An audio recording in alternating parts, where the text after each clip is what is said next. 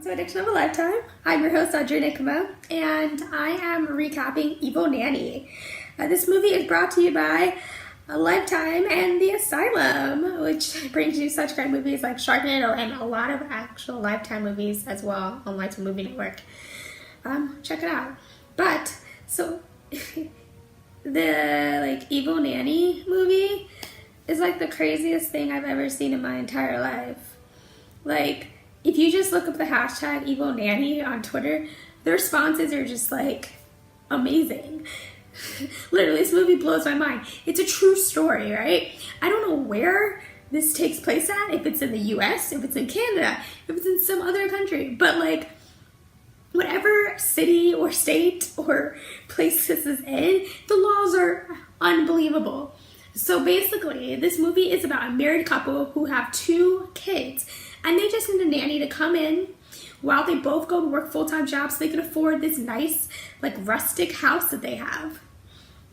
But they're having trouble with the expense of the house and working 2 full-time jobs and keeping care of the kids, so they can only afford to pay someone just room and board and a little bit of money. So they find this girl who applies, and she has references and all this stuff, but it turns out it's not really her.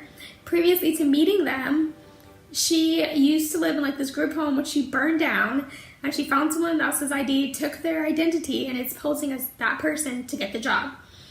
They say they check her references, but they don't have time to do a background check because they need a nanny ASAP because they have to both go to work, starting the following Monday. So everything seems to check out. They let her move in, and, it seems to be going well. The mom has a little iPad, and she's watching, the babysitter for the nanny cam, and everything seems to be fine first couple days. A couple days go by, the neighbors in the neighborhood are having a potluck, and the girl offers to, cook for it, and she's getting drunk at the potluck. Next morning, it's time to get the kids ready for breakfast and school, and the parents, to go to work, and the girl's hungover, and the mom's this is unacceptable.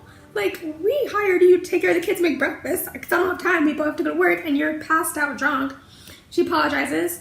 The mom's checking on the iPad, and she sees the kid wandering by himself, and she's I have to go home. She goes home. The girl's passed out in her clothes because the girl's mental, and she starts trying on the lady's clothes, playing dress pretending to be her when she's not home, and drunkenly passes out. And the lady's where's my kid? She's I don't know, he's somewhere, we're playing dress up, haha. She finds her kids, one in the bathtub and the other one trying to bathe the baby in the bathtub. She freaks out, obviously, he could have drowned and died. The husband comes home, they fire her, and she's I am homeless, I have nowhere to go, I live here. And they're okay, you have 1 day and get out. Next day, she doesn't get out. She invites her really ratchet hood boyfriend over, who's being extra aggressive towards the family and loud, and they try to kick her out, and she calls him a scene, and she refuses to leave, and she's doing all this stuff, she's being loud, she's having people over, so the dad's mad that she has this man in their house, and they have 2 small children. They don't know this guy. He goes in a room to try to yell at her. She's in a towel because they just hooked up. She sees an open window nearby, and she knows her creepy neighbor watches her because he has a crush on her, one from the neighborhood potluck, and his mom's out with him, why are you watching the window?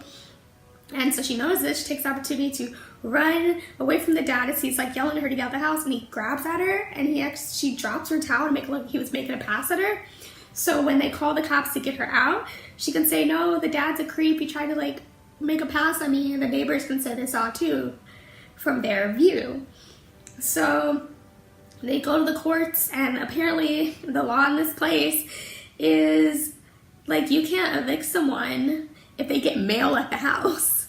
That's all you need is a letter to the house. Anyone can make up a letter, but and she could stay there, even though none of the bills are her in her name or anything. They go to court because they put an eviction notice on the door, but apparently someone misspelled one letter in her name and it doesn't go to her. She could stay longer, so they have to appeal to the court to apply to get a 3-month warning, and then she says she's bankrupt out of nowhere, which apparently gives her the right to stay there because she declares bankruptcy.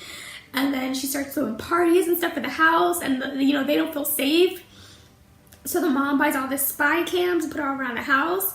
But like the creepy neighbor like hacks into people's Wi-Fi when he's bored. He notices all the cameras are hooked up to the internet and shows her. So she starts like rebelling, getting drunk, turning up the music, turning up all the electricity, turning up all the lights, turning up all the water while they're at home, so the bills are sky high, and trying to drive them out. And they start like eating their food, and they like don't eat our food, like, oh, we wouldn't touch that food, like they poison them, so now they're scared like the food's poisoned, like all this stuff. And it's getting crazy. And meanwhile, the neighbor's like trying to get with her, like, aren't you happy I told you about the cams? What do I get? And she's like, you're not getting anything from me. And he gets mad, and he tells like the husband that her boyfriend is a drug dealer. So he tries to catch her in act doing drugs, because the only way she can get out is because if she does something illegal. So he goes to her room, like, I saw her doing drugs. Her drug dealer boyfriend tries to like record her on camera, but she says like her insulin.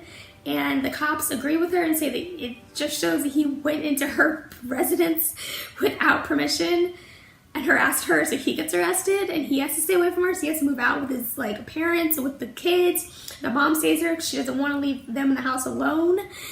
So like, it's like insane. And meanwhile, she's still having parties and having her boyfriend over and all this stuff.